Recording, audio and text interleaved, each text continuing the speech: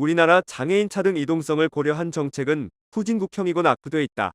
장애인은 이동성이 없으면 죽은 목숨인 만큼 선진국은 장애인의 이동성 보장을 최우선적으로 생각한다.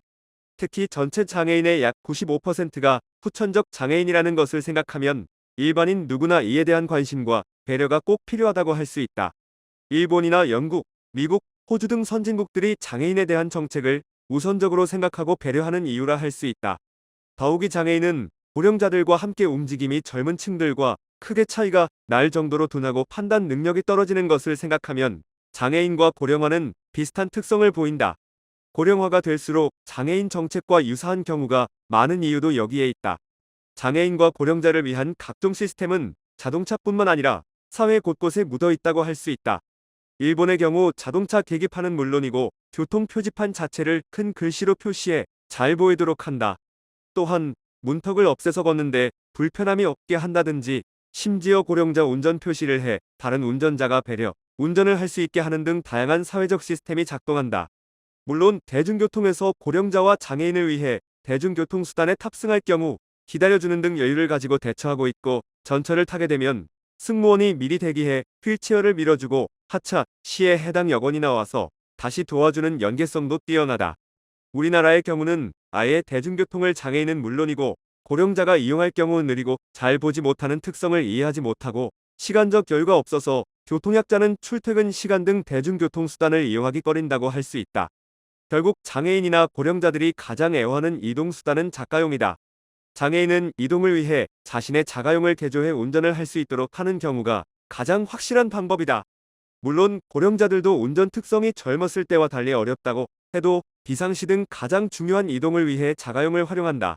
사고의 가능성이 높아진다 해도 고령자가 이동할 수 있는 가장 최적의 방법으로 자가용을 활용한다는 뜻이다. 우리나라의 경우 장애인은 취업자에 한해 1,500만 원의 구조 변경비를 일률적으로 지원하고 있으나 획일적이고 장애 정도가 중증, 경증도 보지 않고 지원하는 문제가 크며 취업자 대상으로만 하는 경우도 앞뒤가 바뀐 경우라 할 수 있다. 취업 대상자를 대상으로 먼저 지원해야 일자리를 얻는 것이 맞는 만큼 바뀐 구조라 할 수 있다. 구조 변경 비용도 1억 원이 넘는 경우도 많으나 지원 방법도 없고 특히 관련 특수 장비도 수입에 주로 의존하는 형태로 왜곡돼 있는 후진국형이라 할 수 있다. 더욱이 이러한 장치를 주로 다루는 기업이 중소기업이어서 열악하고 연구개발은 한계점이 커서 고가 장비는 모두 수입에 의존하는 기울어진 운동장 상황이라 할 수 있다. 모두가 개선해 획기적으로 바뀌어야 하는 상황이다. 고령자의 경우는 다른 선진국 대비 가장 빠르게 늘어나고 있음에도 불구하고 고령자용 차량 개발이나 혜택은 거의 없는 상황이다.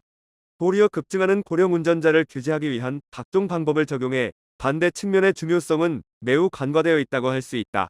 고령자를 위한 계기판과 간단 명료한 스위치는 기본이고 각종 능동식 안전장치를 강화해 고령 운전자가 판단 능력이나 기기 조작이 늦어질 경우 자동차가 알아서 판단하고 세우고 방향을 꺾는 능동식 안전장치의 활성화가 필요하다. 물론 일본의 경우와 같이 도로 표지판은 더욱 큰 글씨로 명료하게 표시하고 도로 도색도 뚜렷하게 하여 어둡거나 비가 와도 잘 보이는 구조는 꼭 고령자가 아니어도 필수적인 요소라 할 수 있다. 이러한 고령자용 자동차는 아이디어 옵션을 세분화하고 다양하게 제공해 선택적으로 할 수 있다면 고령자층이 급격히 증가하는 우리에게 큰 도움이 되는 것은 물론이고 사고 자체를 방지하는 효과가 크다고 할 수 있다. 물론 앞서 언급한 장애인차에 대한 지원은 당연한 국가적 의무라 할 수 있는 것이다. 기아가 글로벌 시장에서 처음으로 미래를 추구하는 방향이 바로 목적 기반 자동차라 할 수 있다. 경기도 화성에 전용 공장을 구축해 앞으로 목적에 맞는 차종을 집중적으로 개발 투입한다는 전략이다. 오는 2030년이면 이런 목적 기반 자동차가 전체의 약 30%를 차지한다는 보고도 있을 정도이다. 재작년 이러한 차종의 시작점으로 택시를 대상으로 목적 기반 특성이 많이 가미된 택시가 출시돼 많은 방향을 일으켰다. 시범적인 모델이지만 운전사에 맞는 계기판과 하나로 집중된 각종 콜 통합 시스템은 물론이고 탑승객을 위해 뒷좌석에 다양한 손잡이 설치는 물론 안전띠가 잘 보이게 야광 처리를 하는 등 다양한 옵션을 추가했다. 특히 탑승객이 탑승 시 머리가 닿은 것을 고려해 차고가 높은 1호를 대상으로 목적 기반 자동차를 진행한 첫 모델이라 할 수 있다. 이제 본격적으로 시작하는 만큼 기아의 목적 기반 자동차는 장애인이나 고령자를 위한 특화 모델을 제안하고 싶다.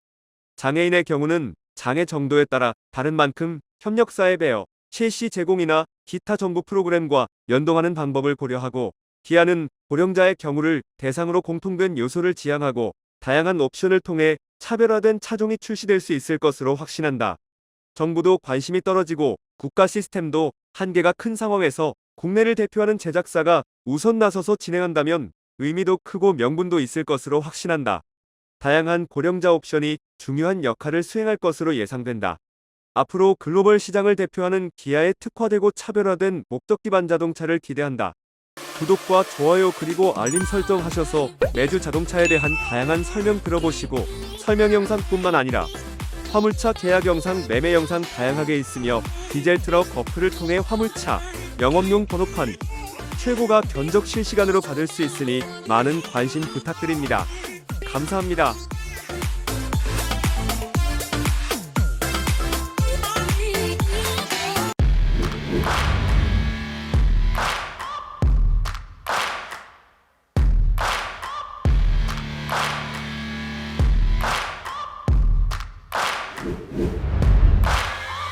Searching for greatness in a sea of the dying and shameless. A sea of the aimless. I don't wanna be one of the nameless.